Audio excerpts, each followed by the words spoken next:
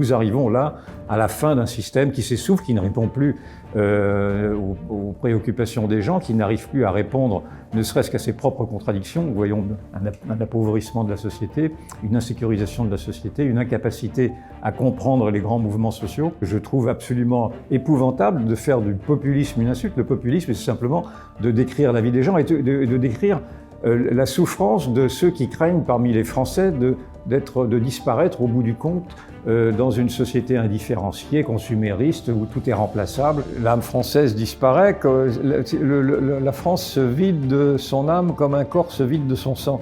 Et donc il faut effectivement retrouver ce qu'est.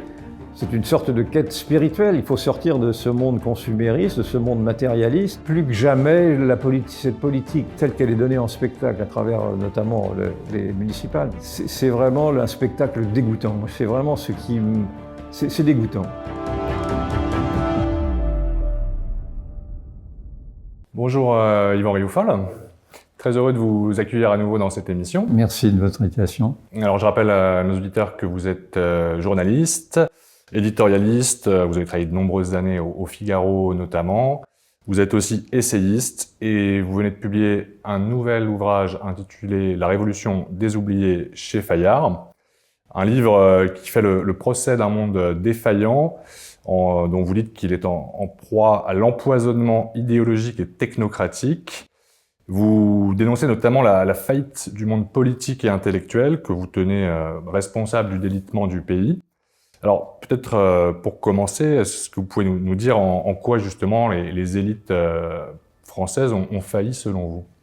Il suffit de regarder. Moi, je suis un observateur, donc je suis un journaliste de terrain depuis toujours, et je ne me fais mes opinions que d'après mes constatations, et je constate que les idéologies qui depuis 50 ans, grosso modo, ont conduit le monde, et singulièrement ont conduit la politique française, appelons-la l'idéologie mondialiste pour aller vite pour l'instant, on rentrera peut-être plus dans le détail tout à l'heure, ces idéologies, tous ces mots en isme, s'effondrent sous nos yeux parce qu'ils ne correspondent pas aux réalités. Alors nous vivons, je l'explique, ce que j'avais appelé une révolution des œillères. C'était un terme que j'avais employé en 2013, je crois, dans un bloc-notes du Figaro.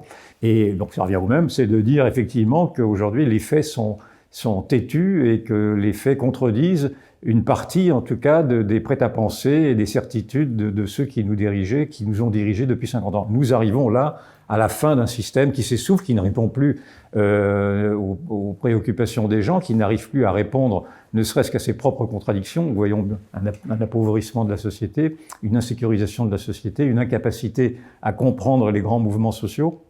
Et donc j'observe tout ça depuis très longtemps, avec cette certitude en effet que ces gens se trompent. Cela fait 30 ans que j'observe ça et que je sais que ces gens se trompent et prennent une mauvaise route. J'ai le sentiment, d'abord de ne pas m'être trompé depuis maintenant 30 ans que je fais ce métier d'éditorialiste, et j'ai le sentiment qu'on arrive aujourd'hui à cette révélation en effet d'une erreur collective qui a été portée par ce que l'on appelle les élites. Je n'ai rien contre les élites, mais je pense qu'aujourd'hui, le temps de la rupture est arrivé et qu'on ne peut plus, avec les gens qui nous ont mis dans cet état-là, construire un monde nouveau. Donc j'appelle à travers ce petit livre-là, c'est une sorte de manifeste, j'ai essayé de faire une sorte de manifeste populiste, de manifeste d'une révolution populiste, si vous voulez, et j'appelle effectivement à la mobilisation de nouvelles élites afin de conduire une politique qui soit maintenant une politique davantage en rapport avec la vie des gens, tout simplement. Moi, ce qui m'intéresse, c'est la vie des gens ordinaires, la vie des gens tout court,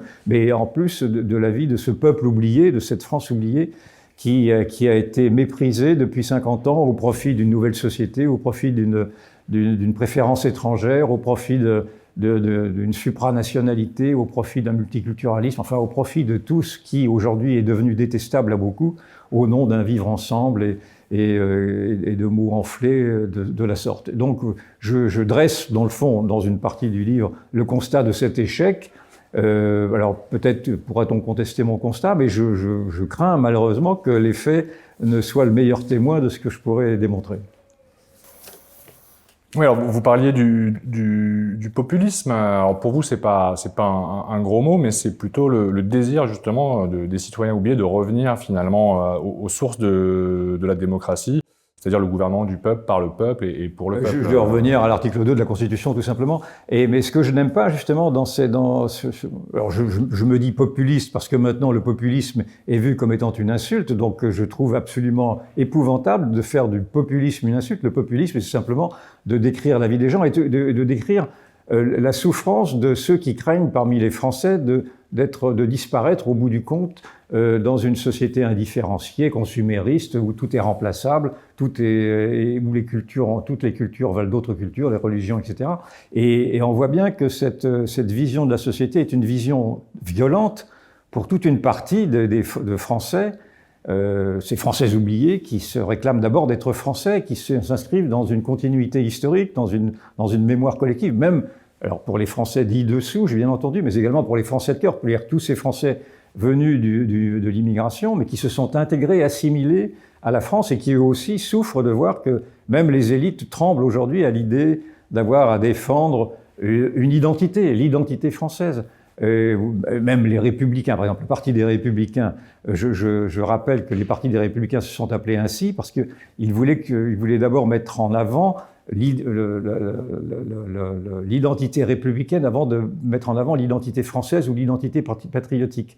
Et donc, ils ont argumenté là-dessus bêtement en disant qu'il était indigne de parler d'identité, il fallait mieux parler de valeurs républicaines. Pour moi, la valeur républicaine, je veux bien être républicain, ça ne me dérange pas, je suis républicain, mais la valeur républicaine, ça ne me dit rien, je n'ai pas une carte républicaine, j'ai une carte d'identité française.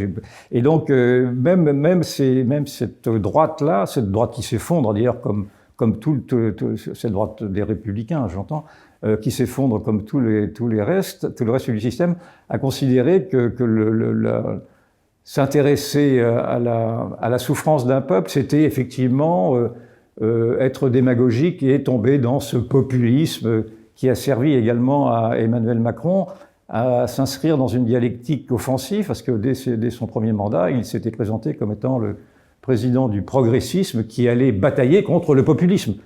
C'est une imbécilité. Quand vous êtes président de la République et quand vous commencez à dire que vous allez batailler contre le populisme, c'est donc que vous allez batailler contre une partie de votre peuple, voire même une grande partie de votre peuple, parce que j'ose soutenir que ce populisme-là, cette France oubliée-là, cette France populaire, cette France enracinée, est encore majoritaire. Elle représenterait, en tout cas la France française, la France provinciale, la France qui a des origines françaises ou des origines de cœur françaises, représente 70 à 75% de la population. Or, tout le débat pour l'instant, et encore maintenant dans les municipales, est focalisé sur les minorités, qui naturellement qui font beaucoup de bruit, je l'entends, les nouvelles minorités culturelles, ethniques, religieuses, etc. Et en plus avec cette survenue d'un islam colonisateur très véhément, et donc toutes les télévisions, tous les débats, tous les observateurs, moi le premier, c'est vrai que je m'intéresse aussi à ça parce que ça montre la vulnérabilité de notre société, mais encore une fois, vous avez toute une société française qui continue à vivre et qui a priori n'est pas disposé à disparaître. Simplement, effectivement, j'observe que si nous sommes dans une grande période révolutionnaire dans la manière du fait de ce système qui s'effondre, cette révolution d'atmosphère manque de révolutionnaires. C'est ça le grand paradoxe de mon livre que j'admets, parce qu'on peut me faire la critique de dire oui, mais si ces Français sont si malheureux, pourquoi est-ce qu'ils ne descendent pas dans la rue? Ou pourquoi ont-ils élu ceux qui les maltraitent? Parce que c'est quand même un argument fondamental, en effet. Et à ceci, effectivement, il faut pouvoir répondre. Et ma réponse n'est pas certaine du tout, parce que je reconnais qu'il y a effectivement au cœur même de cette société maltraitée une apathie. Et donc, je fais ce pari, en tout cas c'est un appel que je lance à cette France oubliée, afin qu'elle se rende compte qu'elles ne peuvent pas compter naturellement sur les élites, sur ces actuelles élites, qu'elles ne peuvent pas compter non plus sur le système politique actuel. D'ailleurs, elle le sait, parce que les sondages montrent que maintenant, les 3/4 des Français estiment que la démocratie ne fonctionne pas. Vous avez 10% des Français dans les sondages qui font confiance aux partis politiques, 20% qui font confiance aux députés. Je ne sais plus quelle est la cote de confiance du président de la République lui-même, mais il y a un certain moment, elle tournait à 10%. Là, c'est peut-être un peu plus maintenant, parce que il argumente sur la guerre, etc. Enfin, il a réussi peut-être à rehausser jusqu'à 20% peut-être de considération de ses concitoyens. Donc vous voyez bien que tout ce système est rejeté, en tout cas dans les sondages, ne serait-ce que les sondages, pour avoir quelque chose de palpable. et puis également dans des révoltes sporadiques ça a commencé par les bonnets rouges, les gilets jaunes, les policiers dans la rue, etc. On pourra en faire l'inventaire. Oui, les agriculteurs récemment. Les agriculteurs, enfin bon, vous avez ici et là partout des mouvements de résistance qui ne se fédèrent pas pour l'instant, mais j'ai la faiblesse de penser que cette France éruptive est prête à engager, à aller au bout de ce que j'estime être une révolution, c'est-à-dire, même dans son sens premier, revolverer que retourner en arrière, c'est-à-dire de revenir effectivement à une approche plus réaliste de la politique. Or, pour l'instant, le monde politique ne s'est pas encore rendu compte effectivement de cette urgence qu'il y avait à sortir maintenant de ce désastre. Voilà. Et voilà l'idée de mon livre. Donc l'idée de mon livre, c'est un appel à la révolution, un appel à une insurrection civique, j'entends bien, surtout pas un appel à la violence, bien sûr. Ça, je laisse ça à cette autre révolution, à cet autre parti révolutionnaire qui est le parti de la France insoumise, qui lui est un authentique parti révolutionnaire. Là, la révolution dont je vous parle, ce serait une révolution démocratique et citoyenne qui s'adresserait plutôt à une droite qui dans ses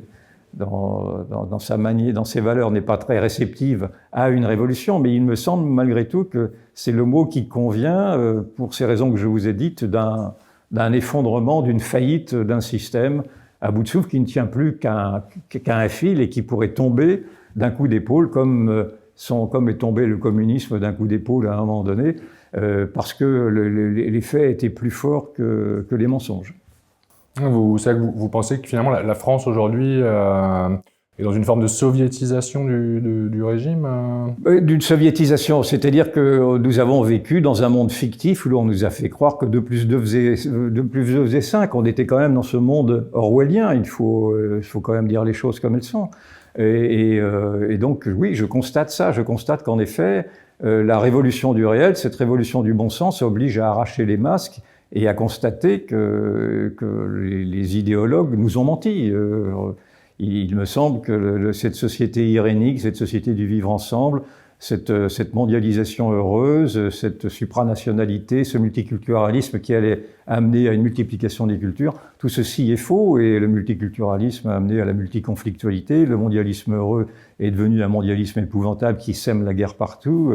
Le soft power dont se réclamaient tous les intellectuels a amené maintenant à un réarmement mondial, etc. Donc on voit que nous sommes devenus vulnérables en tout, et vulnérables sur la scène internationale, mais vulnérables au cœur même de notre propre société. C'est-à-dire que nous ne savons plus nous défendre, enfin les élites ne savent plus nous défendre, dans la mesure où dans ce monde ouvert, dans cette société ouverte qui a été cautionnée par la droite et par la gauche depuis 50 ans, 500 000 personnes par an, ou quasiment 500 000 personnes par an rentrent en France maintenant, on voit bien que dans cette société ouverte qui n'arrive plus à assimiler, s'y est introduit dans les plis de cette immigration de peuplement, une nouvelle idéologie totalitaire, en effet, qui est en train de suppléer à l'idéologie communiste à laquelle nous avions pu échapper. Cette idéologie est une idéologie islamiste, qui est portée effectivement par une immigration arabo-musulmane, musulmane en majorité, pour dire les choses. Je ne dis pas que celle-ci cautionne majoritairement ce nouveau totalitarisme-là, mais c'est dans les plis de cette immigration que maintenant s'installe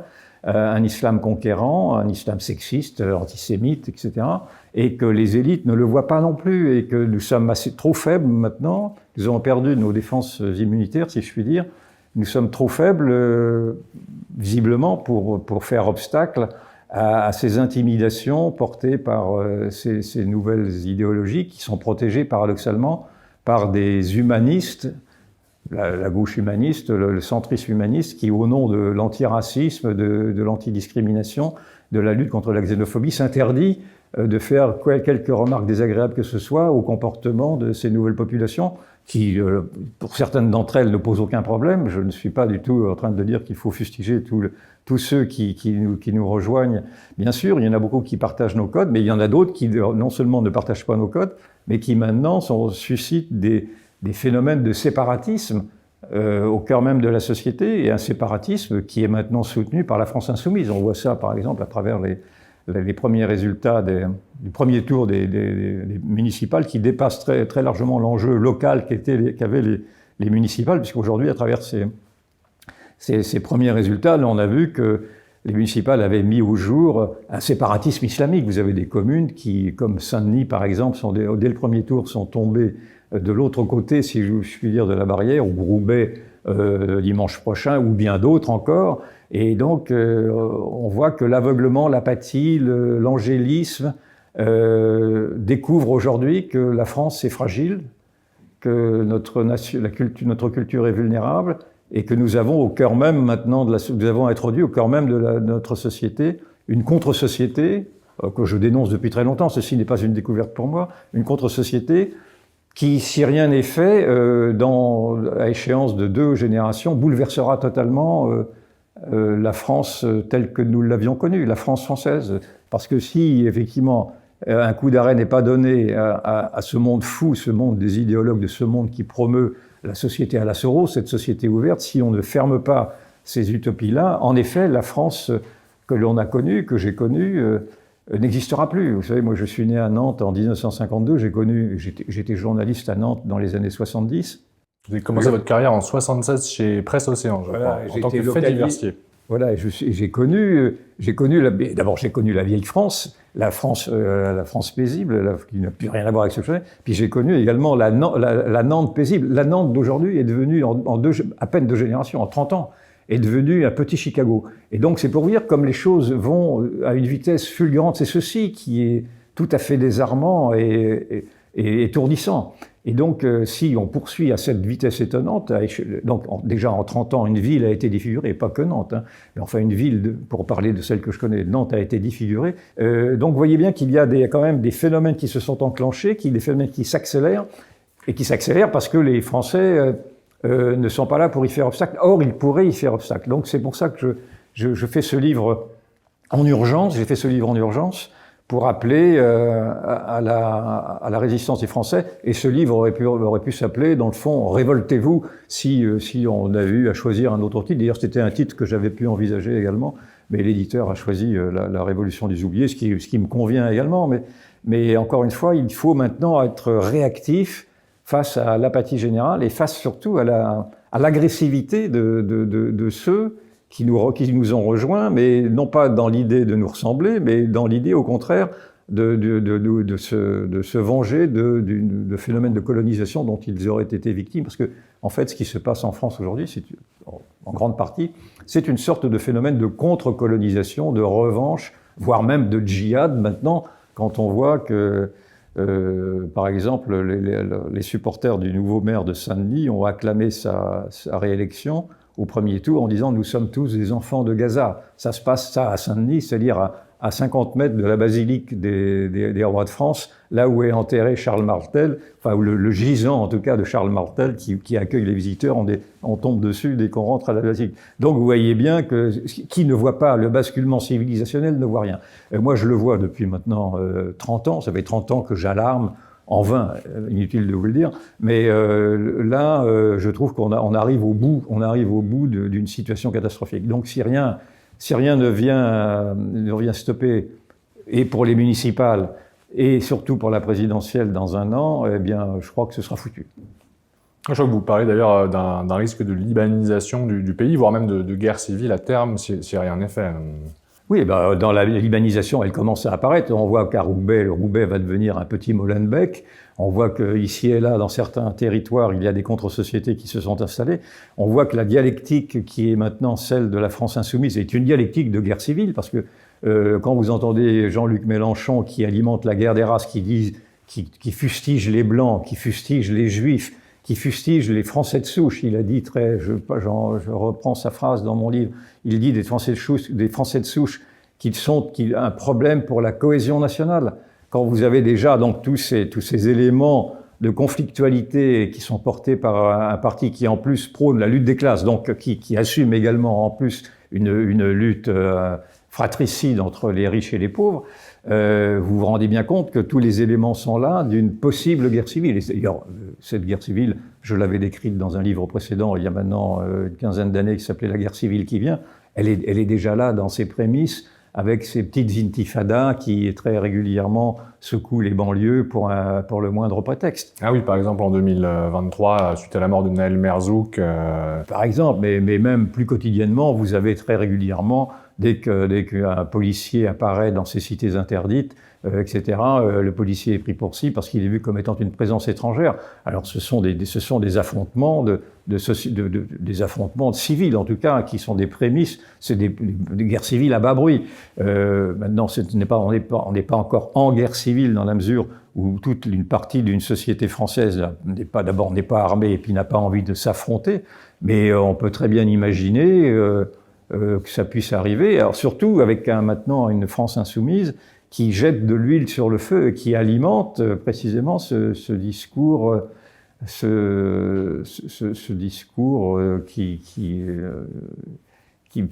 met les minorités, qui victimise les minorités dans le fond, et qui leur fait tenir des discours vengeurs sur le passé colonial de la France, le mauvais accueil de la République. Le mauvais accueil de la République, il faudrait quand même s'interroger de savoir si vraiment la République est aussi raciste qu'elle le dit, puisqu'il y a encore 500 000 personnes qui viennent. Donc si vraiment la République était aussi raciste que cela, elle serait plutôt répulsive. Donc on voit bien qu'il y a tout un univers qui ne fonctionne plus, il y a une fuite en avant de la part des partis politiques, et que cette France insoumise, qui d'ailleurs n'a pas fait des scores mirobolants au premier tour, n'est forte dans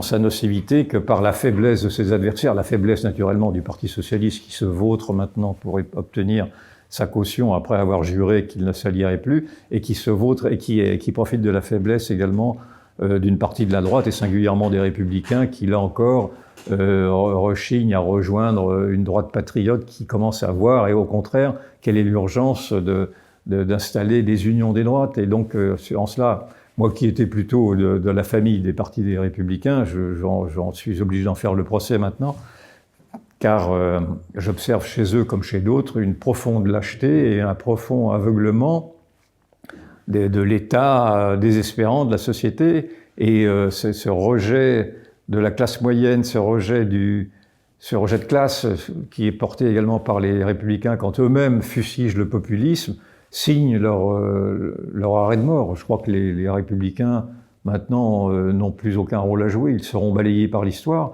parce que ce que j'observe également de ces municipales, outre le séparatisme, ça a été effectivement le grand phénomène du dégagisme. Quand vous voyez que le bloc central, c'est-à-dire le bloc macronien, fait des scores ridicules, entraînant les Républicains avec eux, et quand vous voyez que la France insoumise d'un côté, hélas, mais également le Rassemblement national et la formation d'Éric Ciotti de l'autre, au contraire, consolident leur position, en tout cas dans la France périphérique, dans la France rurale, vous voyez bien que ces grandes tendances au dégagisme qui rejoignent ma théorie d'une révolution qui vient, ce dégagisme-là va s'accentuer lors des présidentielles. En tout cas, je l'espère. Donc, j'encourage effectivement à cette indignation collective, et afin de reconstruire avec des hommes de bonne volonté, avec des élites qui soient au niveau, et avec effectivement cette personnalité introuvable qui, étant introuvable, et c'est l'autre thème de mon livre, comme j'estime que l'homme providentiel n'existe plus par la force des choses, par la force de ce que je peux voir. J'aimerais bien qu'il y en ait un, mais et donc j'invite à considérer que cet homme providentiel n'existant pas pour l'instant, il faudrait se rabattre sur le peuple providentiel, c'est-à-dire ce peuple enraciné, cette France oubliée qui encore majoritairement a les idées claires, a les pieds sur terre, sait d'où elle vient, sait à peu près où elle va, et en tout cas est prête à soutenir, à cautionner une formation politique, un homme, une femme politique. Il n'est pas obligé d'ailleurs d'être un politique, ça pourrait très bien maintenant être quelqu'un de la société civile, voire même un entrepreneur ou que sais-je. Enfin, on a besoin de... C'était la promesse d'Emmanuel Macron en 2017. Oui, exact, vous avez tout à fait raison. Et en 2017, Macron s'était présenté lui-même comme étant l'émanation de la société civile. Et d'ailleurs, vous avez raison, et en cela, il m'avait séduit, un quart de seconde. Mais j'ai trouvé effectivement que sa démarche, avant que je ne me rende compte que j'avais été abusé, mais je m'en suis rendu compte assez vite, mais avant que je ne me rende compte que j'avais été abusé par sa démarche. Comment est-ce que vous vous en êtes rendu compte ? Je m'en suis rendu compte très vite à travers les personnalités qui me disaient qu'effectivement il avait été désigné par la société civile, qu'il prônait maintenant une démocratie à l'horizontale, et etc. Donc je trouvais que cette démarche était très bonne parce que lui-même, Macron d'ailleurs lui-même faisait l'analyse d'une démocratie bloquée. En 2017, il disait un petit peu ce que je dis là, donc d'une démocratie bloquée, d'une démocratie à l'horizontale. Et crise de la représentativité. Voilà. Et puis, mais je me suis rendu compte très vite qu'en fait, qu'il n'était que la marionnette d'un monde financier dans lequel il était impliqué, que cette démocratie à l'horizontale ne tenait pas un quart de seconde, il est redevenu très vertical, et puis surtout qu'il cautionnait, il avait été nommé pour cautionner à travers ses mentors, c'était à l'époque Jacques Attali notamment, et Alain Minc, qui depuis s'en est détaché, il cautionnait la perpétuation effectivement de ce monde élitiste, de ce monde mondialiste, de ce monde prônant la société ouverte, et lui-même a continué dans cette aberration. Pour moi, c'est une aberration intellectuelle. On l'a présenté comme étant follement intelligent. Je le trouve follement sot d'avoir pensé effectivement qu'on pouvait perpétuer une société aussi déracinée dans un monde d'enracinés. Et donc, oui, alors je ne sais plus quel a été le déclic qui a fait que très vite je me suis détaché d'Emmanuel Macron, mais je m'en suis détaché avant même qu'il ne soit élu, parce qu'il devenait évident qu'il y avait une mascarade. Et la mascarade, d'ailleurs, a tenu beaucoup dans la conduite de sa politique par la suite. Je crois que dans votre livre, d'ailleurs, vous écrivez que plus que la Russie, pour vous, Emmanuel Macron est la vraie menace existentielle aujourd'hui pour la France. Oui, dans ce sens qu'il a perpétué un poison idéologique. Et il l'a perpétué, en plus, d'une manière désagréable, en instrumentalisant des peurs pour infantiliser la population. Alors, il avait instrumentalisé la peur du Covid, on ne va pas y revenir, on en a parlé sans doute ici, je crois m'en souvenir. La peur du Covid, la peur du populisme, justement, la peur du réchauffement climatique, et puis ensuite, ça a été la peur de Poutine, etc., disant de Poutine qu'il était une menace existentielle pour la France.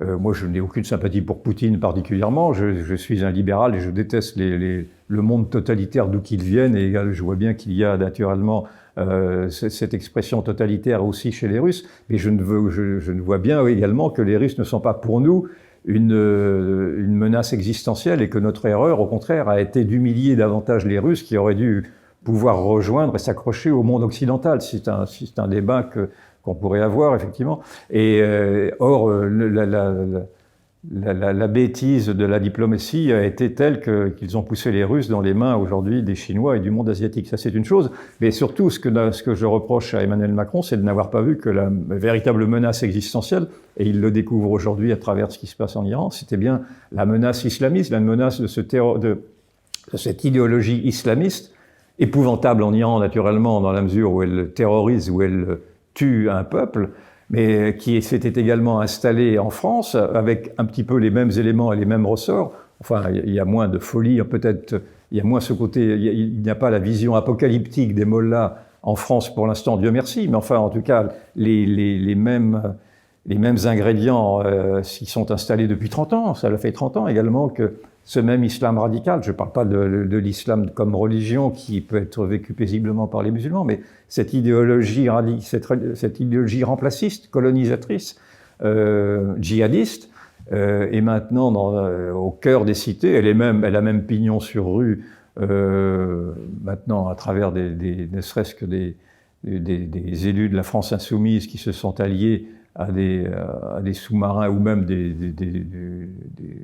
des militants des frères musulmans. Donc on voit bien que la menace existentielle, contrairement à ce qu'a pu dire Macron, la menace existentielle, elle lui crevait les yeux depuis le début, parce que ce que l'on découvre là, c'est quelque chose, encore une fois, je ne veux pas trop me répéter sur ce sujet, mais c'est quelque chose que je décris depuis maintenant 30 ans. Ce qui est odieux, c'est d'abord d'avoir eu à décrire ceci depuis 30 ans, sous les insultes, naturellement, les colibets, les caricatures également de mes confrères de la presse, et même de la presse qui pouvait m'être familière, et de se rendre compte qu'aujourd'hui, tout ce que l'on avait dit, je n'étais pas le seul à le dire, bien sûr, mais enfin, nous n'étions quand même pas nombreux, tout ce que l'on avait pu dire se révèle exact, voilà, c'est tout. Donc, toutes ces accusations en complotisme, en extrême droite, en fascisme maintenant, parce que maintenant c'est devenu tellement délirant qu'on est presque des fascistes, alors que je défends le b.a.-ba de la démocratie, et que ma démarche aurait dû être d'ailleurs la démarche d'un journaliste de gauche, puisque je m'attache à défendre les peuples les plus vulnérables, le peuple ordinaire. Et donc tout ceci... Mais vous dites que la gauche est devenue populophobe, d'ailleurs, je crois, dans le livre. La gauche est devenue populophobe, mais ça, elle l'a revendiqué elle-même à travers c'était le rapport de Terra Nova de 2012, je crois, qui avait été commandé par le Parti socialiste, qui, constatant que la classe prolétaire, la classe ouvrière, partait du côté du Rassemblement national, il fallait pour le Parti socialiste, s'il voulait survivre, qu'il aille draguer ce qu'il a appelé la France populaire, la nouvelle France populaire, c'est-à-dire la France diversitaire, la France des banlieues, la France islamisée, plus les jeunes et les femmes. Il mettait également les minorités. Il mettait les femmes dans les minorités. C'était la France créolisée de Jean-Luc Mélenchon avant. Et alors ça a donné donc Jean-Luc Mélenchon, et dans l'aboutissement de ce rapport Terra Nova, alors lui, il l'a terrorisé encore davantage avec son think tank qui s'appelle la Boétie, et qui lui a été au bout de cette démarche effectivement de s'adresser à ce qu'il appelle maintenant la Nouvelle France, cette France exclusivement issue de l'immigration maghrébine, l'immigration africaine. Lui-même se présente comme étant maghrébin français maintenant dans ses discours, et effectivement il promeut une nouvelle France qu'il dit être créolisée, mais en réalité c'est une France qui est islamisée, et il donne beaucoup naturellement de gages, ne serait-ce qu'à travers ses alliances avec le monde musulman et des militants associatifs qui sont proches des frères musulmans. Il donne des gages à cette islamisation de la société en rejoignant dans le fond ce qui avait été observé depuis longtemps, c'est-à-dire que cette gauche en quête d'un prolétariat voit maintenant dans le musulman le nouveau damné de la terre, si vous voulez, et donc essaie de réactiver son concept initial marxiste de la lutte des classes, de la dialectique de la lutte des classes, en fonction de cette vision d'un musulman damné de la terre, et en réactivant ce que je vous ai décrit tout à l'heure des prémices d'une guerre civile, c'est-à-dire une guerre de race, une guerre de religion, une guerre de territoire, et une guerre anti-blanc. C'est aussi ça qui apparaît, parce que le grand paradoxe de Mélenchon et de la France insoumise, c'est que, et encore Mélenchon très dernièrement, on disait qu'il des blancs, il a fustigé les blancs et leur sale gueule, ou je ne sais plus quelle était son expression, sans voir si, j'espère qu'il le voit, qu'il est lui-même blanc, même s'il se dit maghrébin, il est blanc également. Et oui, il faisait référence, je crois, à Lucie, à l'évolution. Il rappelait que l'humanité avait commencé en Afrique, le berceau de l'humanité était en Afrique, et que les blancs étaient les blancs moches de les blancs moches. Il fustige les blancs moches parce que il sait qu'il va plaire. Alors il fustige les blancs moches, et il fustige également, alors non pas les juifs très directement, mais Israël d'une manière telle qu'il sait aussi qu'il va plaire à toute une catégorie d'une population qui, en effet, une population nouvelle, remplaciste. D'ailleurs, il terrorise lui-même le grand remplacement. Enfin, il faut quand même revenir à ce qu'il dit.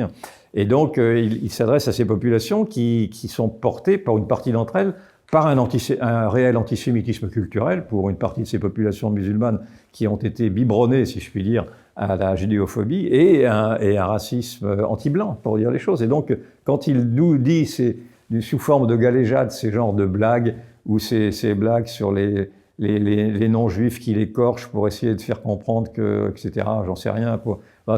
Ces clins d'œil à gros sabots qui s'adresse à une clientèle qui, elle, décode très vite et comprend que, à travers ces grosses blagues, ces blagues colossales, on s'adresse effectivement à un antisémitisme et à un racisme, tout pour dire les choses plus simplement. Voilà, c'est tout.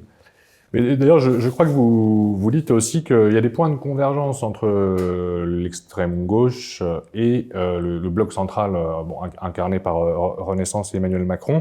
Et vous dites notamment que tous deux agitent le spectre d'un fascisme fantasmé en chaussant les gros sabots staliniens. Oui, mais c'est le même monde, c'est un monde progressiste. C'est ce monde progressiste qui s'effondre. C'est les deux faces de ce monde progressiste. Oui, c'est le même. Ils portent la même vision. Et Macron et Mélenchon, d'abord, se sont alliés très systématiquement pour faire barrage à la droite, oui, pour faire un front au Rassemblement national. Ils se sont ralliés il n'y a pas si longtemps que ça. Ils ont bénéficié l'un l'autre de leur soutien.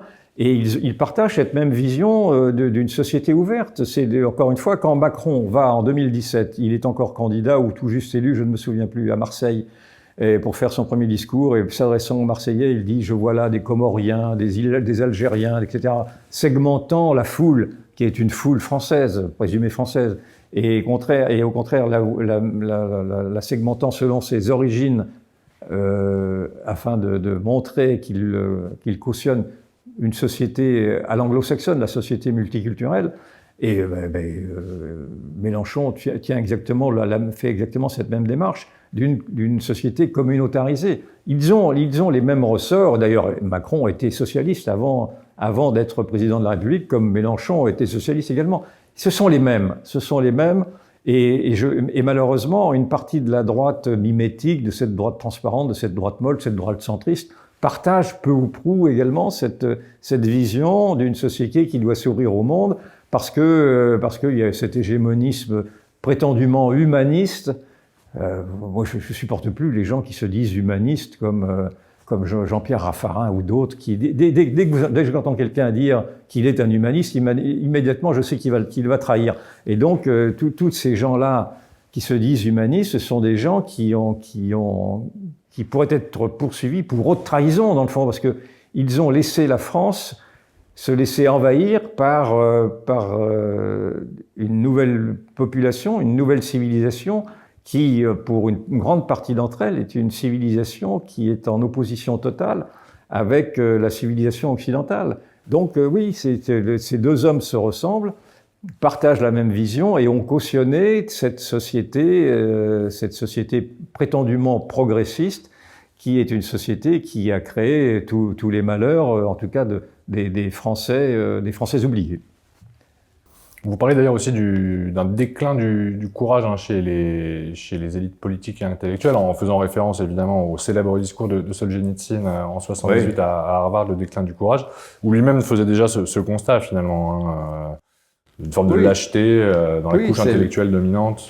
C'est la lâcheté à ne pas vouloir désigner l'ennemi. Parce que c'est vrai que l'ennemi est intimidant, donc cet islam radical, particulièrement susceptible, on le voit bien, et qui n'hésite pas effectivement à se croire en légitime défense à la moindre contrariété, et qui, quand il est en légitime défense, active le djihad. Et le djihad, c'est pas simplement une démarche intime, comme on l'entend parfois chez les musulmans en disant que le djihad, c'est simplement le djihad intérieur. Non, le djihad, effectivement, c'est le djihad du sabre. Et donc, il y a cette grande lâcheté collective qui avait été dénoncée par Solzhenitsyn et qui correspond totalement, effectivement, à ce que l'on voit dans ce monde occidental, d'autant que Solzhenitsyn montrait, à contrario, que le monde de l'Europe centrale faisait preuve, au contraire, d'une grande vigilance et d'une grande lucidité pour défendre sa propre culture. Il suffit de voir ce qui se passe maintenant en Pologne, en Hongrie ou ailleurs, où précisément tous ces pays-là qui ont connu, pour une partie d'entre eux d'ailleurs, l'invasion islamique dans les siècles passés, veulent s'en préserver.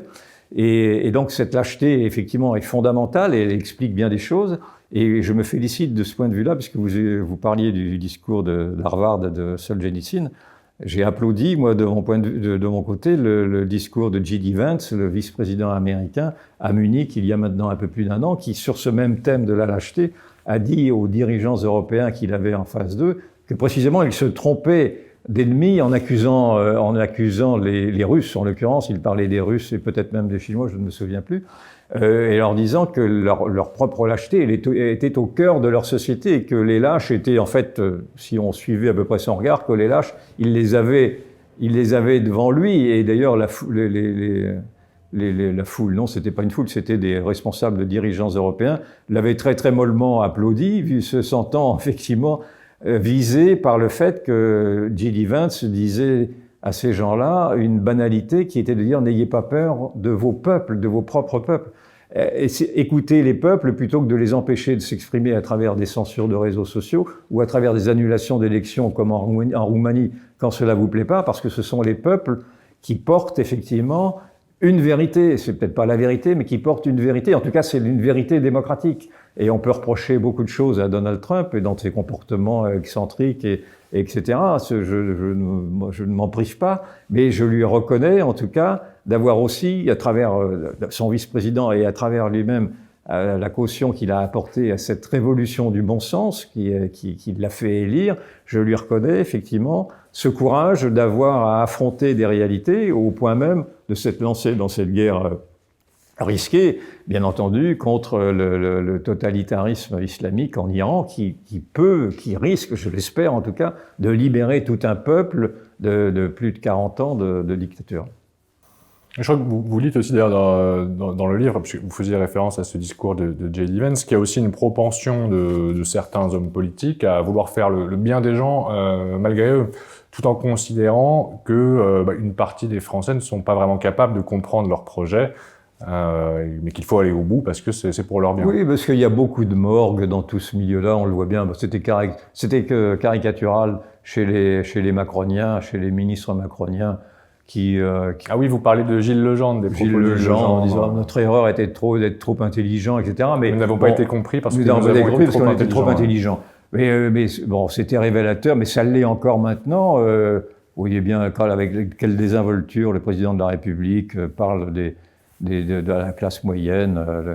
Il suffit de traverser la rue pour trouver du boulot, ceux qui ne sont rien. Enfin bon, bref, on ne peut pas faire l'inventaire de tout ceci, mais on voit que cette posture élitiste est devenue une posture insupportable dans la mesure où ces gens-là, encore une fois, vivent dans un autre... Ils ne vivent pas le même monde. Et moi, je fais cette dichotomie que j'ai peut-être dû vous expliquer déjà auparavant, parce que je la tiens pour une grille de lecture qui m'aide également à comprendre une différence entre les déracinés et les enracinés. C'est-à-dire que vous avez maintenant une fracture territoriale qui est apparue d'ailleurs également lors des municipales, entre la France des métropoles, alors ça c'est pas moi qui l'a fait, ça c'est cette distinction, c'était Guy Lui, la France des métropoles et la France dite périphérique, et la France des métropoles c'est cette France des déracinés, cette France qui accueille effectivement, qui correspond à cette France mondialisée dans laquelle se raccroche Emmanuel Macron et qui est une France dans laquelle le Rassemblement national fait à Paris 4%, à Nantes 4%, enfin, etc. Donc, vous voyez, c'est une France qui s'est ouverte effectivement à une société mondialisée, américaine, mais c'est une France qui reste minoritaire. Et puis vous avez la France dite périphérique, c'est-à-dire la France rurale, la France qui a quitté les banlieues d'immigration pour partie d'entre elles pour se protéger dans un monde plus harmonieux, en tout cas plus équilibré culturellement, qui est une France majoritaire, qui est la France dans laquelle je me reconnais moi. Je suis un provincial, donc je suis venu de Nantes et j'ai encore des attaches en Vendée. Et c'est cette France-là que... Alors, naturellement, je suis parisien, je vis dans ces deux France, bien sûr. Et donc, c'est cette France-là qui est la plus vulnérable, qui est cette France oubliée. Et moi, je déteste l'injustice. Et ne serait-ce que pour donner la parole à tous ces gens qui n'ont pas la parole, je me suis donné comme but, comme vocation, dans le fond, peut-être, depuis maintenant, alors là, depuis le début de mes premiers pas dans le journalisme, il y a 50 ans, 30 ans d'éditorialisme et 50 ans de journalisme de terrain, depuis le début, je me suis attaché à être précisément le porte-parole de ces gens-là, de cette classe moyenne-là, qui me paraît bien plus sympathique que la classe bourgeoise élitiste parisienne que je fréquente par à-coup, mais qui ne m'intéresse pas. Et encore une fois, je m'attache, moi, à être au plus près du terrain et au plus près de ces gens qui souffrent, voilà, tout simplement.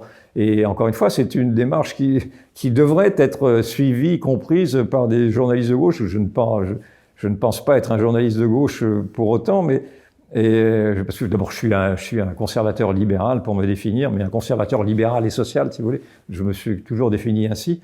Et donc, je ne sais plus pourquoi je vous disais ça, donc j'ai perdu le fil un peu de la conversation, mais enfin, voilà, c'est pour vous dire quelle est ma position sur tous ces sujets. Et alors d'ailleurs, on évoquait donc ce fameux discours de Solzhenitsyn, où il parlait du déclin du courage. Dans ce discours aussi, alors, il évoque une légalisation excessive qui, pour lui, déjà à l'époque, caractérisait les sociétés occidentales, une place prépondérante finalement accordée au droit. Alors vous évoquez un petit peu ce sujet aussi dans le livre, parce que vous parlez de l'état de droit. Oui, ça, l'état de droit, il suffit de voir qui revendique l'état de droit. Ce sont les minorités qui revendiquent l'état de droit, les minorités qui revendiquent les droits de l'homme, qui revendiquent toutes ces toutes ces législations qui sont faites pour maintenant, paradoxalement, protéger les minorités les plus quérulantes et plus pour protéger une grande partie des délinquants eux-mêmes. C'est-à-dire que les délinquants se réclament de l'état de droit en fonction effectivement d'un biais qui donne toute une bienveillance aux présumées victimes de la société. Enfin bon, tout ça sont des rengaines qui datent maintenant des années 68, etc., mais qui perdurent. Et en effet, l'état de droit est devenu le prétexte à ce que j'ai appelé par un jeu de mots un peu poussif, l'état de gauche. C'est en effet la gauche qui maintenant se réclame de l'état de droit, parce que l'état de droit permet de préserver ce monde fictif à travers des lois qui n'ont pas été acceptées et qui n'ont même pas été débattues par le peuple lui-même. L'état de droit, c'est l'état des juges, c'est l'état effectivement des juges non élus. Et l'état de droit est un état d'abus de droit, de mon point de vue, c'est-à-dire c'est un état... Je ne dis pas que l'état de droit ne soit pas nécessaire, il faut naturellement une hiérarchie des normes, mais il faudrait que cette hiérarchie des normes soit le produit d'une délibération démocratique et que soit le produit d'une volonté populaire, en tout cas à travers ces mandants. Alors même les parlementaires aujourd'hui ne peuvent plus voter des lois qui sont retoquées par des juges de Bruxelles. C'est pour ça que cet état de droit maintenant est devenu abusif, est devenu incohérent, irrationnel, et qu'il protège dans le fond une caste qui elle-même veut protéger ces minorités dans leur tyrannie. C'est en cela que l'état de droit est devenu insupportable, de la même manière d'ailleurs que le droit international dont tout le monde se réclame, enfin dont on se réclame pour accuser les Israéliens de se défendre. Et c'est un état, ce droit international est un droit qui n'a jamais été appliqué, ne serait-ce que par le premier bout de la lorgnette, par l'État iranien lui-même qui martyrise son peuple et qui ne lui donne pas l'expression démocratique élémentaire. Et cette révolution du réel, cette révolution des œillères oblige précisément à démasquer aussi les imposteurs à travers effectivement ces discours prétendument académiques, moraux et donneurs de leçons qui nous feraient dire dans le fond que on cautionnerait des dérives dictatoriales parce qu'on remettrait en cause un état de droit. Non, moi je ne remets pas du tout en cause un état de droit, je veux simplement que le droit soit l'émanation d'une société, d'une démocratie. Or, nous vivons maintenant une démocratie confisquée, d'abord confisquée par les élites européennes, et en France même confisquée par une caste.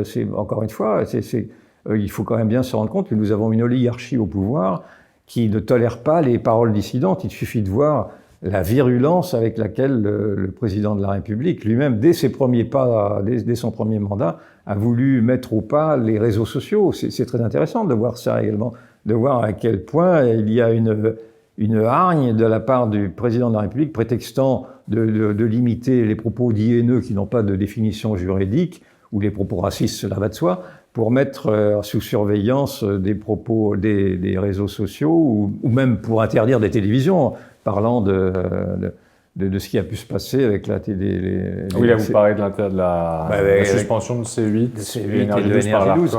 Oui. Et donc, encore une fois, je trouve que même en France, nous vivons maintenant sous un régime illibéral, un régime qui déteste en tout cas entendre les paroles dissidentes. Moi, j'observe depuis très longtemps le fait, et je soutiens que la presse traditionnelle, qui jusqu'alors était considérée comme étant le quatrième pouvoir, a perdu précisément ce quatrième pouvoir pour avoir été trop connivente avec le discours dominant, pour avoir été trop du côté du manche.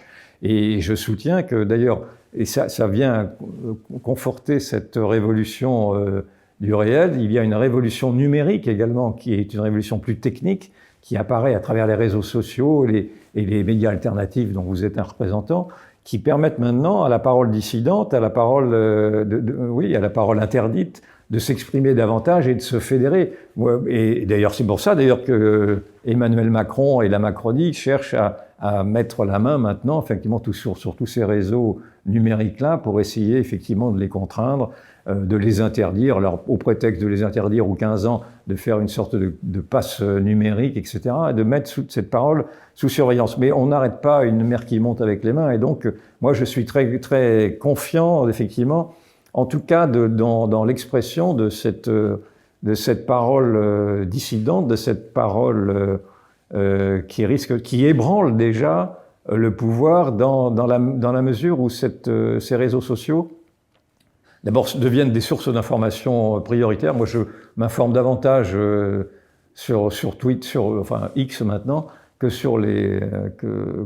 dans les journaux écrits. Enfin, je lis encore les journaux écrits, mais je les lis maintenant de plus en plus en diagonale, parce que je remarque que Twitter, c'est-à-dire ce qui est alimenté par la société civile elle-même, par ses vidéos, par ce qu'elle voit, les regards qu'elle porte sur les violences, notamment dans les cités, ou sur les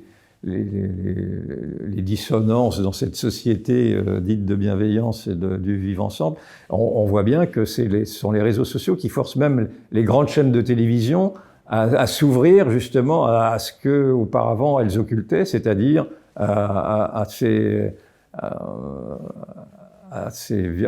notamment à ces violences ou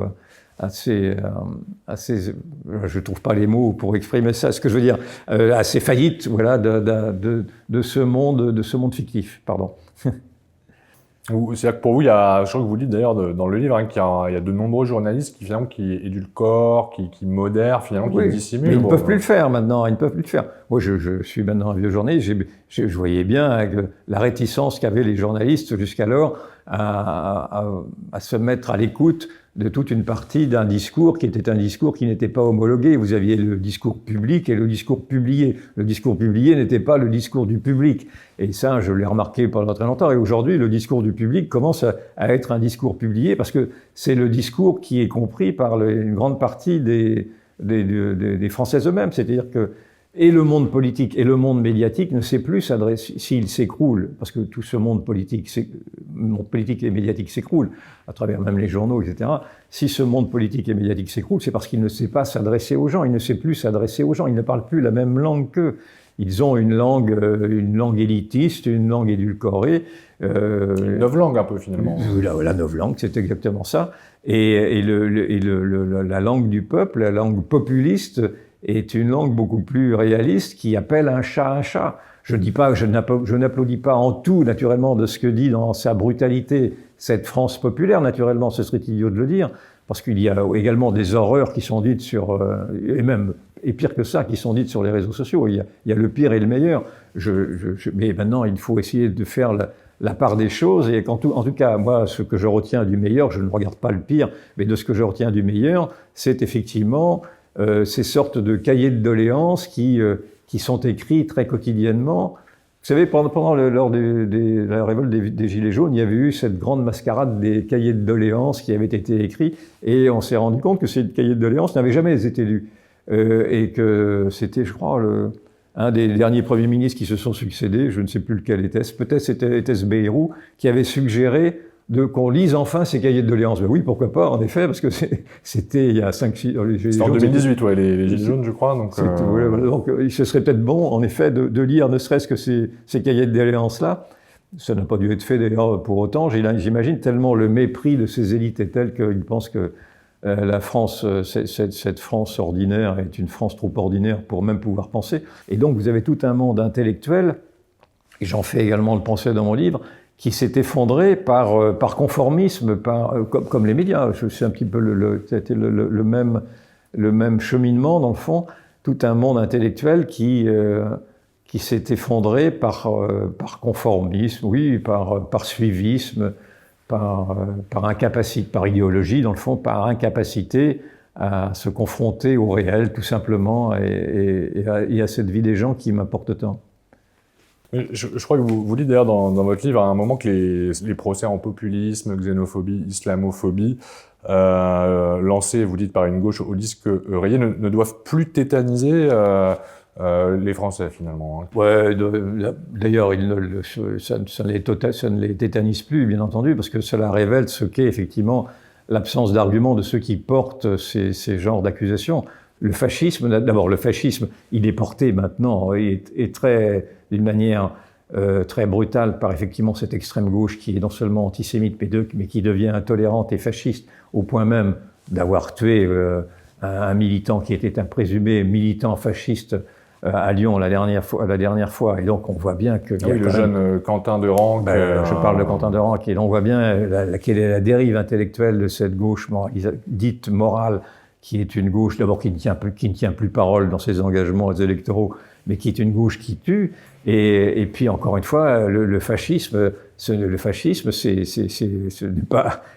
n'est pas cette droite patriote républicaine qui réclame le retour à des élections, qui réclame le retour à la démocratie. Et le fascisme, c'était le fascisme que George Orwell, justement, allait combattre le fusil à la main dans la guerre d'Espagne. Et c'était un fascisme qui tuait au bout du fusil. Si vraiment cette gauche veut aller lutter contre le fascisme, d'abord elle devrait lutter contre ses propres éléments qui attisent cet islamo-fascisme-là, parce qu'il y a un fascisme et un islamo-fascisme, et il y a une connivence de cette gauche totalitaire vis-à-vis de toute cette dérive, en effet, fascisterie des fascistes de mon point de vue, quand cette gauche morale se met effectivement à vouloir faire le ménage et à tuer ses opposants, ce qui s'est passé. Et donc cette gauche-là a du sang sur les mains, elle ne s'en remettra pas d'ailleurs, parce qu'à travers ces mensonges, à travers ces corruptions, à travers tout ce que l'on peut voir aujourd'hui des désastres qu'elle a pu accomplir ou influer, parce que la droite était aussi sous tutelle de cette gauche-là, et moi je tiens cette gauche, ce progressisme-là, mais je l'ai déjà dit en début d'entretien, pour responsable du désastre français, pour co-responsable du désastre français. Et donc cette gauche ramnarde sera balayée, j'en suis certain. Il y a une banalisation de la violence politique ces derniers temps, selon vous. Là, on parlait de la mort de Quentin de Ranc, on a eu Charlie Kirk aussi aux États-Unis il y a quelques mois. Et une banalisation, c'est une évidence. J'ai rarement vu des campagnes aussi violentes et aussi brutales et aussi vides de projets que ces campagnes municipales-là. Et c'est violente non pas de la part de tous les partis, parce que elle est violente, me semble-t-il, mais on en a parlé tout à l'heure, de la part de la France insoumise, de l'extrême gauche, qui conflictualise tous les rapports aujourd'hui. Enfin, on sait que notamment à l'Assemblée, il y a certains députés qui parlaient de bordélisation, qui employaient ce mot-là de la part de la France insoumise.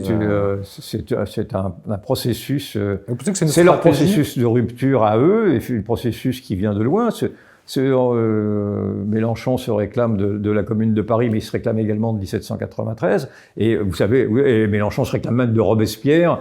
Et donc, il est dans cette gauche, cette extrême gauche, et dans cette filiation de la terreur intellectuelle qui l'habite, mais de la terreur physique quand il s'agissait de 1793 et de tous ces meurtres de masse. Alors, je ne dis pas que l'extrême gauche en est à ce point-là, mais elle a déjà les mains en sang avec le meurtre de Quentin de Ranc, et à travers ce qu'elle alimente aujourd'hui de querelles, encore une fois, de querelles raciales, de querelles de lutte de classe, de querelles contre les Français dits de souche, de querelles contre les Français juifs, on voit bien que cela dépasse l'entendement, que ce n'est plus un débat serein, un débat démocratique, cela devient effectivement un débat conflictuel, et un débat, encore une fois, et là je me répète, qui alimente une possible guerre civile. Je pense qu'on est peut-être à la veille d'une guerre civile si rien n'est fait pour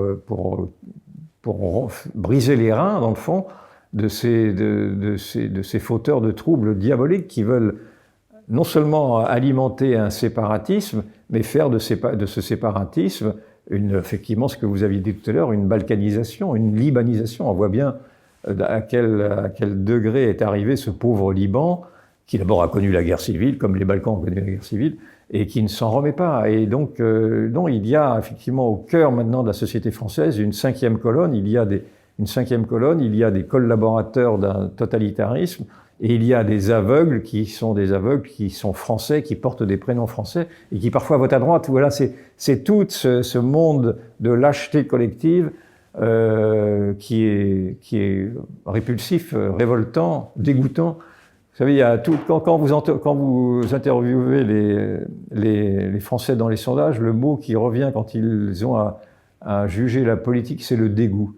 Et je pense que plus que jamais, cette politique telle qu'elle est donnée en spectacle à travers notamment les municipales, puisque nous parlons à ce moment-là, c'est vraiment un spectacle dégoûtant. Moi, c'est vraiment ce qui c'est dégoûtant, tout simplement dégoûtant de voir, par exemple, je n'en reviens pas, de voir cette gauche socialiste s'engager solennellement à ne pas faire d'accord avec la France insoumise, et 2 jours après, faire des accords avec la France insoumise. On dit, il y a un dicton français qui dit mentir comme un arracheur de dents. Je pense que je propose comme dicton aujourd'hui mentir comme un socialiste. Mais d'ailleurs, il y a, je crois, une vidéo où on voit Jean-Luc Mélenchon qui manifestement s'attendait à ces tractations entre LFI et le PS, hein, parce qu'il parle de combinard. Hein. Combinard. Mais là, je voudrais dire que cette vidéo est assez juste parce que on peut reprocher beaucoup de choses à Jean-Luc Mélenchon, mais on ne peut pas lui reprocher son intelligence. Et Mélenchon, et d'ailleurs c'est un exemple qui devrait être suivi par les autres partis. Mélenchon, d'abord, a un projet, c'est un projet détestable, mais il a un projet qui a été défini par son think tank, son club de réflexion, la Boétie. Donc il a ce projet de France grand remplacé. Il emploie ce mot de grand remplacement. Alors naturellement, il joue sur les mots en disant, quand il parle de grand remplacement, il dit grand remplacement de génération, mais ce n'est pas vrai. C'est pas simplement le grand remplacement des générations. On l'a bien compris, c'est le grand remplacement d'une France française et blanche, il le dit d'ailleurs lui-même, par une France africaine et maghrébine. Voilà, c'est ça, sa grand remplacement. Et donc, mais en même temps, effectivement, il a structuré cette nouvelle France, et donc il a raison effectivement de moquer les socialistes qui sont complètement décérébrés, qui n'ont rien pensé à rien de cette nouvelle France, qui cherche à s'accrocher maintenant à cette France insoumise, parce qu'il voit bien que cette France insoumise, même si elle est épouvantable et répulsive dans ses sous-entendus antisémites, ou parfois d'ailleurs c'est même pas des sous-entendus, et dans cette violence verbale, est la seule qui sache s'accrocher à une partie d'une population qui vote maintenant. Parce que si toutes ces villes basculent, Roubaix, peut-être Nantes, etc., ces villes basculent parce qu'elles basculent en fonction d'un nouvel, ou Strasbourg, etc., elles basculent en fonction d'un nouvel électorat. C'est un électorat, effectivement, qui se reconnaît dans le discours de Mélenchon. Donc Mélenchon est tout, naturellement, sauf un ahuri. Et il a fait cet effort intellectuel, cet effort d'un travail sur la doctrine que n'ont pas fait, justement, les intellectuels en règle générale, et certainement pas la droite, afin de penser la nouvelle société. La nouvelle société vue par Mélenchon, c'est la société des minorités. La nouvelle société, telle que je la promeus et telle que j'invite à la défendre, c'est la société de la majorité, dans la mesure où, encore une fois, la France française, ça c'est un livre, je tiens ça de Michel Auboin, qui avait fait un préfet qui a fait un livre là-dessus. La France française, encore une fois, la France provinciale, qu'il appelle la France provinciale, mais moi j'y ajoute la France des Français de cœur, est à 70-75% majoritaire dans le corps sociologique français, donc très largement majoritaire. Parce que sur cette question de l'immigration, un des principaux arguments qui est mis en avant par ceux qui sont favorables à la poursuite de cette immigration, c'est notamment celui de la démographie en France et la nécessité justement de pallier la baisse des naissances. Oui, bien sûr. Et en effet, vous avez un discours matérialiste, consumériste, qui est vidé de toute perspective civilisationnelle et culturelle, qui ne voit dans l'immigré qu'un consommateur remplaçable, indifférencié, buveur de Coca-Cola, qui pourrait de vacances à la française, de vols low cost, etc., et qui serait effectivement contributeur de nos retraites. On peut effectivement avoir cette vision, et cette vision est en partie d'ailleurs la vision du patronat, et la vision d'une droite complètement... D'une partie de la bourgeoisie aussi. D'une partie de la bourgeoisie déracinée, qui ne voit pas où est le problème, effectivement. Et la bourgeoisie d'aéroport, de hall de gare, qui ne sait plus vraiment, qui a oublié d'où elle venait, etc. Donc ce discours-là, je ne le néglige pas du tout. C'est un discours qui porte, et qui porte même d'ailleurs, qui porte même dans cette société des oubliés, dans cette France maintenant de la périphérie, qui peut-être également ne voit plus très bien à quoi se raccrocher. Mais encore une fois, je pense, et je ne crois pas faire preuve d'un optimisme béat, je pense qu'il y a encore des pôles de résistance pour ce que je vois en tout cas apparaître de ceux qui se révoltent. Et singulièrement, il y a... Alors, on avait énuméré les gilets jaunes, les policiers, les agriculteurs, les paysans, mais il y a aussi toutes ces victimes de la France diversitaire qui aujourd'hui également réclame des comptes à la société, non pas à la société d'ailleurs, mais à la République et à la politique. J'ai en exemple notamment Madame Comines. La veuve du gendarme Comines qui avait été tuée. C'est ça, qui, lors des obsèques de son époux, avait dit dans un discours « J'accuse la France d'avoir tué mon mari, j'accuse la France d'avoir tué mon mari ». Elle s'était excusée après en disant « Je ne voulais pas dire la France, je voulais dire, on avait bien compris, je voulais dire les dirigeants ». On avait bien compris qu'elle disait les dirigeants en disant la France. Et depuis cette accusation publique d'une victime qui jusqu'alors n'osait se réclamer de leur tristesse et de leur souffrance, vous remarquerez que toutes les victimes, et il y en a beaucoup, de cette France diversitaire, qui manie la machette et le couteau pour un oui ou pour un non, réclament aujourd'hui des comptes. Et ça, c'est très intéressant, parce que c'est toute cette France qui est victime dans sa chair, cette fois-ci, réclame effectivement à l'État des comptes pour son insuffisance sécuritaire, voire même pouvant le... Vous savez, l'État a déjà été condamné par les écologistes pour insuffisance... Pour inaction climatique. Inaction climatique, exactement. On pourrait très bien imaginer que la France soit maintenant condamnée pour inaction sécuritaire par ces familles-là.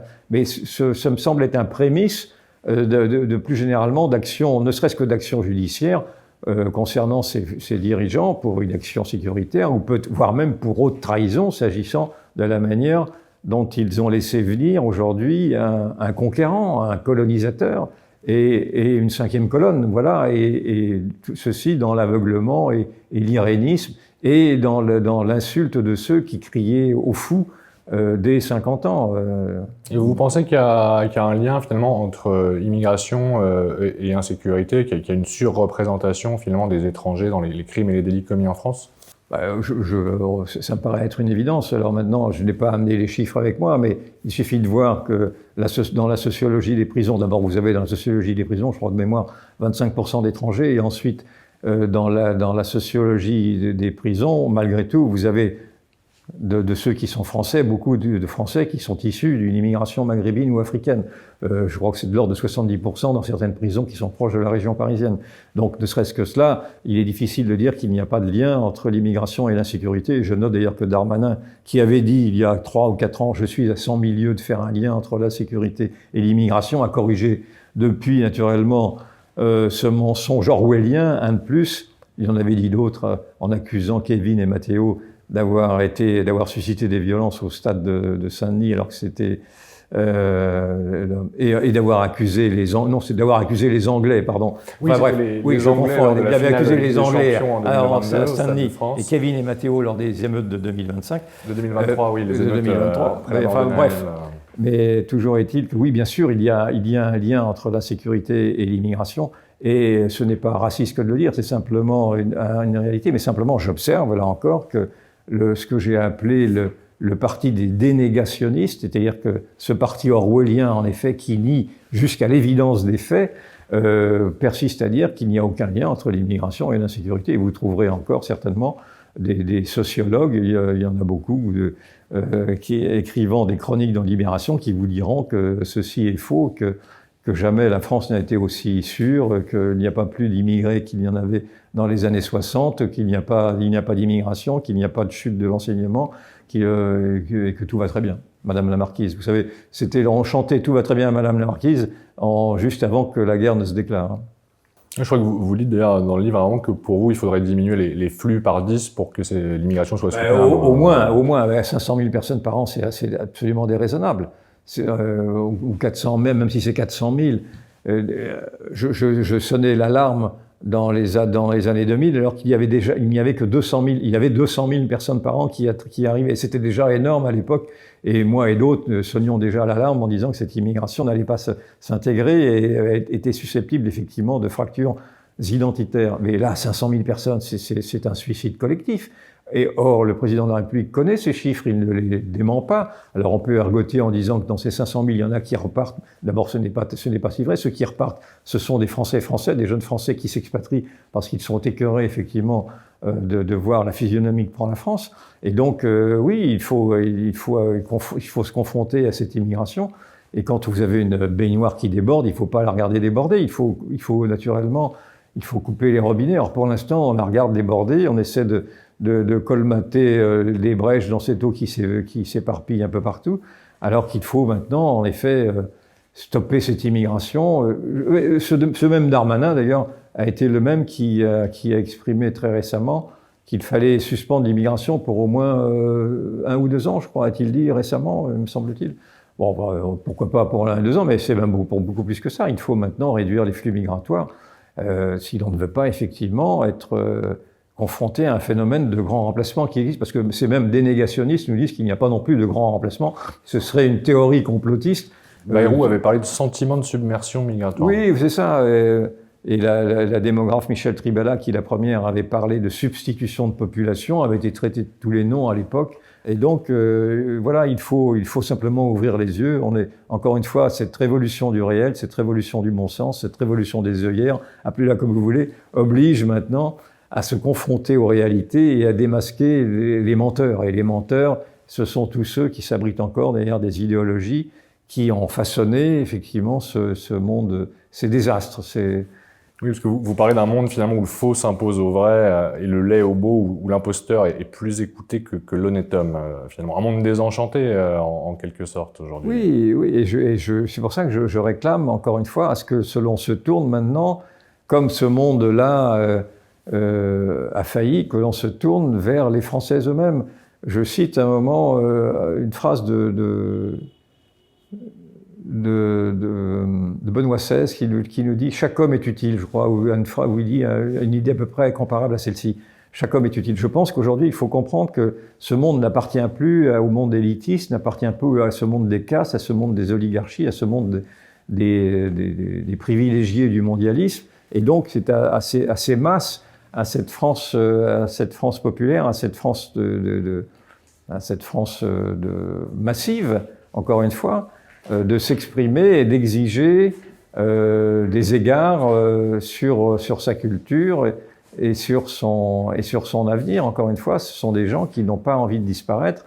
Je ne suis pas le seul, je ne veux pas être le dernier des Mohicans, je ne veux pas que la France dans 30 ans soit une réserve d'Indiens qu'on viendrait visiter et que la France devienne une langue rare qui soit étudiée par des érudits, parce que c'est ce qui risque de se passer si on va vers cette créolisation qui, encore une fois, peut donner raison à Jean-Luc Mélenchon si rien n'est fait pour l'arrêter net, la stopper net.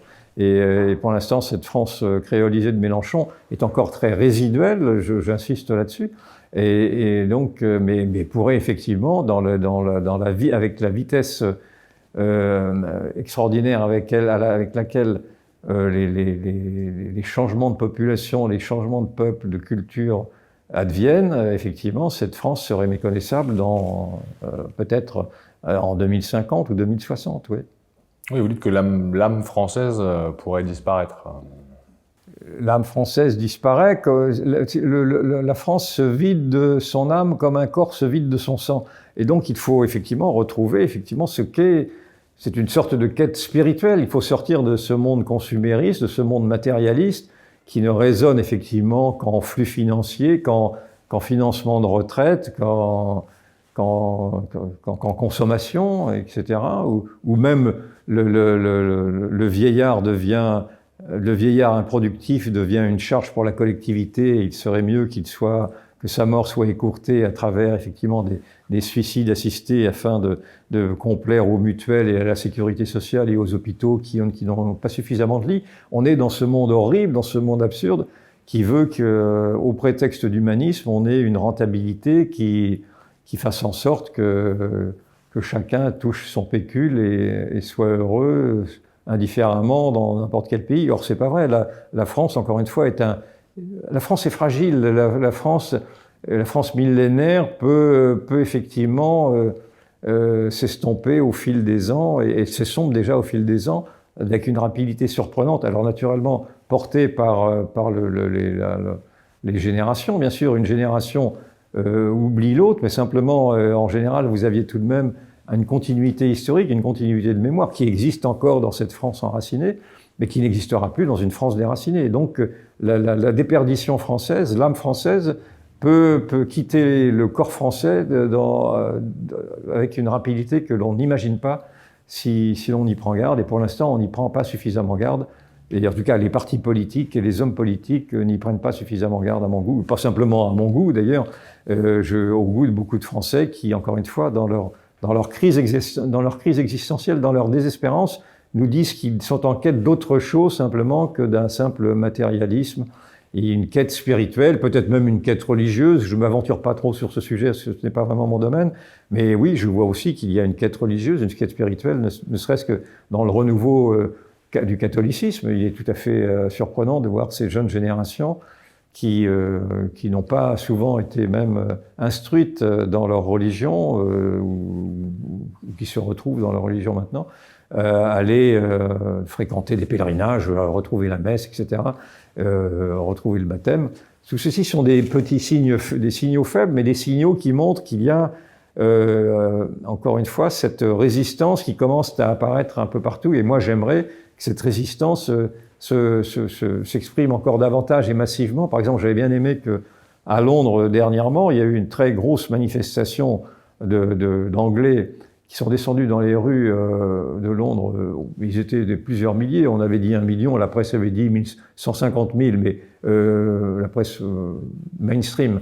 Mais en fait, les observateurs disaient qu'il était beaucoup plus que ça, peut-être 1 million de personnes descendues dans la rue pour dénoncer l'immigration folle qui également, à Londres et en Grande-Bretagne, balaye également l'identité britannique.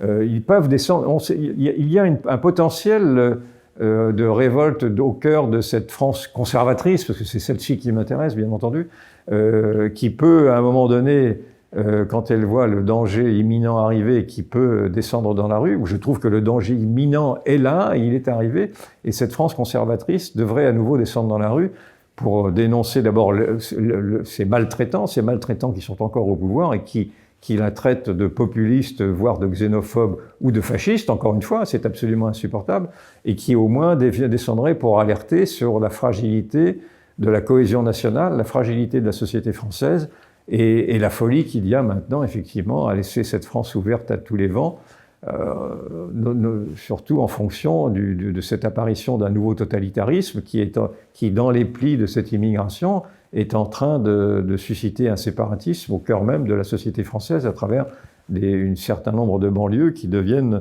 des banlieues hostiles. Il suffit de voir à quelle difficulté aujourd'hui la police ou même les médecins ou les pompiers ou enfin tous ceux qui représentent la France française sont accueillis comme des étrangers, et des étrangers indésirables. Non, pour vous, si je comprends bien, il y a une double menace totalitaire, c'est-à-dire d'une part cette menace islamiste, et puis d'autre part une autre pente totalitaire. C'est ça, oui, il y a ces deux totalitarismes qui se rejoignent. Il y a ce totalitarisme qui a été défini comme étant le totalitarisme islamique, qui lui veut imposer la charia, c'est-à-dire la loi de Dieu, qui n'a rien à voir avec la démocratie, qui est la loi des hommes. C'est un authentique totalitarisme dont les Iraniens eux-mêmes cherchent à se libérer par tous les moyens, et j'espère qu'ils vont réussir à le faire à travers l'aide des Israéliens et des Américains. J'espère que ceci va marcher. Ça, c'est un totalitarisme épouvantable qui s'installe également en France avec la collaboration de la France insoumise qui dès qu'elle est dans un conseil municipal, exige des conseillères municipales qu'elles puissent porter le voile et donc arborer un signe ostensible d'un séparatisme et d'un affichage politique. Ça, ce totalitarisme-là, il faut l'identifier et il faut le combattre. Et puis vous avez un deuxième, si je puis dire, un deuxième totalitarisme qui est le totalitarisme de la bien-pensance, du conformisme, du politiquement correct, de celui qui, depuis 50 ans, a interdit d'avoir à discuter les grandes options politiques qui ont été prises par les élites, qui ont sommé, dans le fond, une partie des Français qui les ont soutenus par les élections, il faut bien le reconnaître aussi, qui les ont sommés de les suivre en disant que leurs choix étaient les meilleurs et qui ont trompé la société, qui ont fait preuve d'abus de confiance, dans le fond, et qui ont interdit ensuite, effectivement, des propos dissidents, les moindres dissonances et la moindre alternative à leur projet. Ce totalitarisme-là, qui est un totalitarisme qui n'est pas équivalent naturellement au totalitarisme islamique, a été assez bien illustré lors de la crise du Covid. J'avais dû en parler à ce moment-là chez vous, je crois me souvenir, où vous avez eu un hygiénisme d'État, un totalitarisme d'État qui a été imposé sans supporter la moindre discussion, la moindre proposition alternative, et qui a montré à quel point l'État, par l'usage de la peur, par l'usage policier, a réussi à imposer un ordre sanitaire qui était très au-dessus, au-delà de la menace réelle, et que cette répétition générale d'un hygiénisme d'État, d'un totalitarisme sanitaire qui a obligé les Français à se plier à des obligations idiotes, comme de remplir eux-mêmes des autorisations de sortir, ou de montrer leur QR code et leur passe sanitaire. C'est quand même été une première, une répétition générale de ce que pourrait être un totalitarisme, où l'on vous demanderait non pas simplement votre passe sanitaire, mais votre passe écologique, votre passe citoyen. Comme en 1793, vous aviez un passe citoyen pour éviter la loi des suspects. Et on est un peu, quand on a affleuré ce totalitarisme-là. Et c'est un totalitarisme, au risque de me répéter, qui se voit encore davantage dans la manière dont le pouvoir essaye de surveiller maintenant les réseaux sociaux, notamment les réseaux sociaux, et d'installer dans le fond à la chinoise une société de surveillance plus généralement pour dénoncer les mauvais citoyens, s'il y avait des citoyens qui auraient eu cette mauvaise idée de penser mal. Ah, une société de la délation. Vous avez le sentiment d'ailleurs qu'on se retrouve un petit peu dans ce type de société On n'en est pas à ce point pour l'instant, mais on a été dans une société de la délation lors de cette crise du Covid quand même, où l'on a vu le mauvais aspect de ces Français que j'avais applaudi lorsqu'ils étaient gilets jaunes et qu'ils descendaient dans la rue pour dénoncer effectivement un État aveugle, et qui, malgré tout, après avoir été assommés par la police, par la répression de l'État notamment, se sont quand même précipités pour mettre leurs pantoufles et pour accepter toutes ces normes absurdes de l'État sanitaire. Donc je ne dis pas qu'on tombe dans un état de la surveillance à la chinoise, mais à cette époque du Covid, chacun surveillait chacun, et il y a eu ce monde épouvantable qui pour moi m'a traumatisé, et a traumatisé, j'ai l'impression, beaucoup de Français, et qui a montré d'ailleurs quelle était la capacité de résistance de ceux qui ont refusé justement de se plier à cet hygiénisme d'État-là. Mais on n'était pas nombreux. Et quel regard vous portez justement sur l'évolution des libertés publiques en France ces dernières décennies? Est-ce que la société française était plus libre, par exemple, quand vous étiez jeune journaliste dans les années 70? Incontestablement. Enfin, il y avait peut-être déjà à l'époque dans la presse locale que j'ai connue un conformisme de bonne loi, dans la mesure où la presse locale a toujours été un peu du côté du pouvoir local, donc il y avait ça qui était connu, mais il y avait malgré tout une liberté d'expression sans commune mesure, ne serait-ce que dans l'expression des livres ou du cinéma ou des discussions qui pouvaient avoir lieu dans les forums de télévision. Vous aviez sur les dossiers de l'écran, par exemple, j'ai revu très récemment des dossiers de l'écran où d'anciens pétainistes pouvaient discuter avec des résistants sans qu'ils ne s'écharpent et ne se donnent des noms d'oiseaux. C'était tout à fait normal à l'époque qu'il y ait des confrontations d'idées à ce point, tandis que maintenant, le dialogue est devenu impossible, le débat est devenu impossible. Malheureusement, le débat n'est plus possible que dans l'entre-soi, que dans le cocon, effectivement, des idées convenues. Et vous dites d'ailleurs que ce refus du dialogue, pour vous, il est caractéristique du régime soviétique, d'ailleurs. Ah oui, c'est pas moi qui le dis, c'est Raymond Aron, en effet. Et ce refus, il disait que les caractéristiques du régime soviétique sont caractérisées par le refus du dialogue. Et le refus du dialogue, nous l'avons là, en effet, c'est une très bonne remarque que vous faites, qui pourrait attester du fait que nous vivons dans un totalitarisme quand même. Alors certains parlent de totalitarisme mou. Oui, ça rentre dans le totalitarisme, c'est encore le totalitarisme mou. Il n'y a pas de goulag. Mais non, Dieu merci. Non, il n'y a pas de goulag, mais il y a des dissidents, et il y a des télévisions qu'on interdit. Vous avez des chaînes de télévision qui sont répudiées, vous avez j'en sais quelque chose, vous avez des procès qui sont intentés en en fascisme, on va pas revenir là-dessus. Et donc, oui, l'incapacité à dialoguer est une faute intellectuelle. C'est-à-dire qu'aujourd'hui, comment voulez-vous construire une nouvelle société si vous refusez que les esprits se frottent entre eux, que les cervelles se frottent, comme le disait Montaigne? Il faut effectivement que personne n'a une vérité révélée, moi pas plus que d'autres, mais simplement il faudrait que l'on puisse discuter d'alternatives à ce monde qui s'effondre. Or, encore une fois, le dialogue est tel qu'il est impossible et que vous n'avez plus que des monologues et des solutions pour l'instant qui sont certainement pas intellectuellement très valorisantes, dans la mesure où si, par exemple, en 1789, comme le dit Chateaubriand, quand la Révolution a éclaté, elle était déjà faite dans les mœurs parce qu'elle avait été préparée par des grands intellectuels de l'époque, les encyclopédistes, etc., Voltaire, etc. Et donc les esprits étaient préparés à cette grande révolution. Mais écoutez, faut faire avec ce qu'on a, et dans l'urgence, il faut lancer des canaux de sauvetage. Et les canaux de sauvetage, encore une fois, c'est ce peuple oublié que je prie de se fédérer dans ce que j'ai appelé le parti du peuple. Je pense qu'il faut créer maintenant ce parti du peuple, d'une manière ou d'une autre, afin que ce peuple prenne conscience de sa force vitale, de sa force démocratique, de sa force démographique, afin qu'il influe sur les politiques et qu'il les encourage, ces nouveaux politiques, à rompre définitivement avec ce monde obsolète, ce monde qui est devenu absurde, ce monde qui insulte et qui ne tient plus parole, qui ne tient plus que par le mensonge, et afin encore une fois de se renouveler. J'espère au renouveau.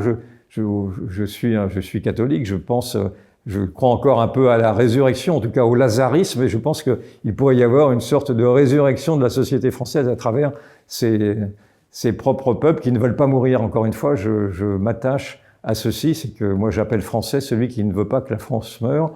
C'était une définition de Malraux, je crois me souvenir, et c'est cette définition-là qui m'habite aussi, et je crois qu'il y a beaucoup de Français, une majorité de Français, peuvent se raccrocher à cette définition-là, que la France, ne pas voir mourir la France, et quand je dis le voir mourir la France, c'est pas la nouvelle France, c'est la France, effectivement, de Clovis, celle qui a 1500 ans d'âge, dans le fond. Et c'est à celle-ci que je me raccroche. Même si, naturellement, je comprends très bien que cette France-là ne doit pas perdurer dans tous ses héritages et qu'elle doit se construire avec les générations nouvelles, mais avec toujours cette humilité d'avoir à répondre de ses morts. Est-ce que la nostalgie aussi... Et de la nostalgie, et d'arrêter de culpabiliser la nostalgie, bien entendu, je trouve ça insupportable. Moi, je suis nostalgique, en effet, d'un monde que j'ai pu connaître, d'un monde qui était paisible, et même d'un monde du 19e siècle, parce que dans mon livre, je raconte que j'ai eu la chance de vivre dans les années 60 dans la Bretagne paysanne de l'époque, qui elle-même n'avait pas bougé avant le plan Marshall et la mécanisation des sols et le grand remembrement n'avait pas bougé depuis le 19e siècle et même avant. Et j'ai connu également cette France paysanne. Bon, celle-là, elle a disparu, mais pour des questions que l'on peut comprendre de modernité, donc je ne la regrette pas, même si j'ai une nostalgie également de cette France rurale-là, mais là c'est peut-être de ma jeunesse. Mais ce que je crains, c'est que dans ce grand remplacement, ce n'est pas simplement une nostalgie d'un monde passé qui viendrait, ce serait une nostalgie d'un monde dépassé.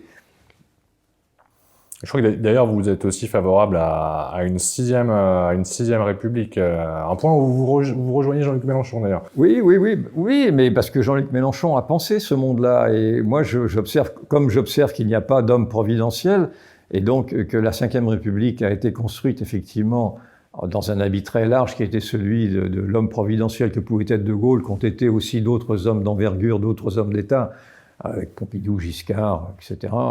Et bien après, ça s'arrête assez vite malgré tout. Et en tout cas, vous vous rappelez dans le livre que le dernier budget équilibré, c'est 74. 74, sous Giscard, en effet. Je date 74. 74, c'est pour moi la date du grand effondrement plus général, parce que c'est la date du début du mondialisme, c'est la date de la crise pétrolière, c'est la date des traités léonins avec le monde musulman pour acheter notre sécurité pétrolière, etc. Donc 74, c'est une bonne date si on avait. Mais c'est celle retenue par Maurice Allais, je crois, vous le dites dans le livre aussi. C'est absolument, c'est Maurice Allais qui propose cette date-là. Et là, on en était où? C'était pour revenir où ça? Pardon. On parlait de cette fameuse 6e République. Oui, 6e République, voilà. Et cette 6e République, oui, parce que je remarque qu'il y a pour l'instant, à moins que je ne l'ai pas vu, mais je ne vois pas d'homme providentiel à devenir. Et donc, je vous ai dit que pour moi, l'homme providentiel, c'était le peuple providentiel. Donc, il faut lui donner sa place à travers ce parti du peuple, et en tout cas à travers une république qui soit davantage horizontale que verticale.